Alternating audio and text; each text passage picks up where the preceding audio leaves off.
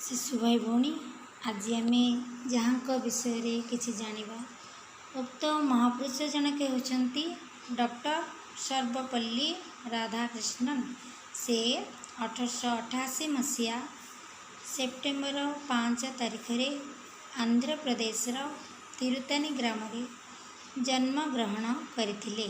तांको पितांक नाम थिला सर्वपल्ली वीरस्वामी, मातांको नाम थिला सीताम्मा। डॉक्टर राधाकृष्णन का पूर्वपुरुष प्रथमे मांद्राज ठारू 200 माइल पूर्व दिगरे अवस्थित सर्वपल्ली नामक गाँव में बास करुथिले।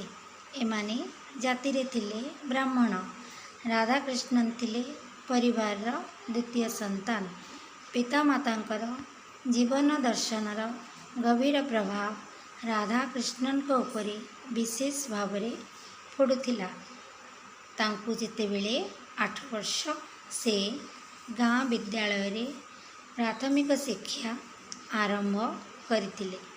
राधाकृष्णन पिलाबेले बहुत लाजकुड़ा थिले। स्वभाव रे किंतु खूब धीर और शांत थिले। सहजरे कहा सहित मिसी पारु नथिले। से खूब कम कथा कहूथिले। शांत धीर स्वभाव सहित से दृढ़ मना और खूब चिंताशील मध्य थिले। पुस्तक थिला राधाकृष्णन का अंतरंग साथी। से बही पढ़ा को खूब भल पाउथिले। जेतेबेले उच्च शिक्षा प्राप्ति निमंते से भेलोर चली आसिले। सेठारे से कॉलेज रे पढ़ुथिला बेले स्वामी विवेकानंद संस्पर्श रे आसीथिले। तांको बाणी तांको खूब स्मृति मधुर करुथिला।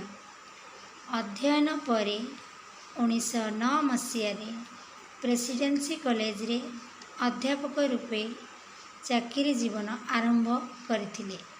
से थिले खूब छात्रवत्सल। छात्र मानकु बहुत सुंदर शैली रे पाठ पढ़ाउथिले। से कहती शिक्षक होचंती समाजर दिग्दर्शक। 1952 मसीह रे से भारतर उपराष्ट्रपति हेले। परवर्ती समय 1962 मसीह रे से राष्ट्रपति हेले।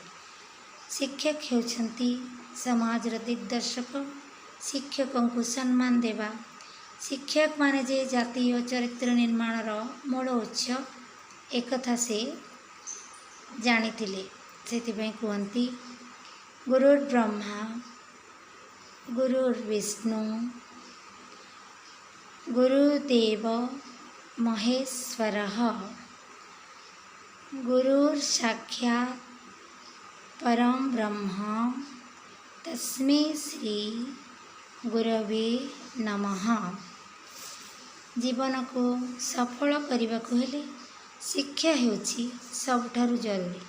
तेणु जेतेबेले राधाकृष्णन का जन्मदिन पालन करने निमंते समस्ते आग्रह प्रकाश कले।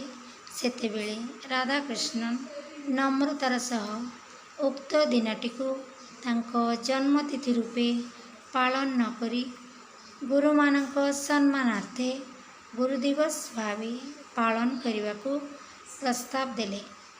एभली एक छात्रवत्सल आदर्श शिक्षक व्यवहार कुशलतार निपुण थिबा हृदयस्पर्शी महापुरुषों 1975 मसीहा एप्रिल 17 तारिख रे मृत्युवरण करथिले। तांको प्रस्ताव को सम्मान दे सेही दिन ठारू प्रतिवर्ष सेप्टेम्बर 5 तारिख को गुरु दिवस भाव में आमे समस्ते पालन करि आसुछु। भारत माता की जय।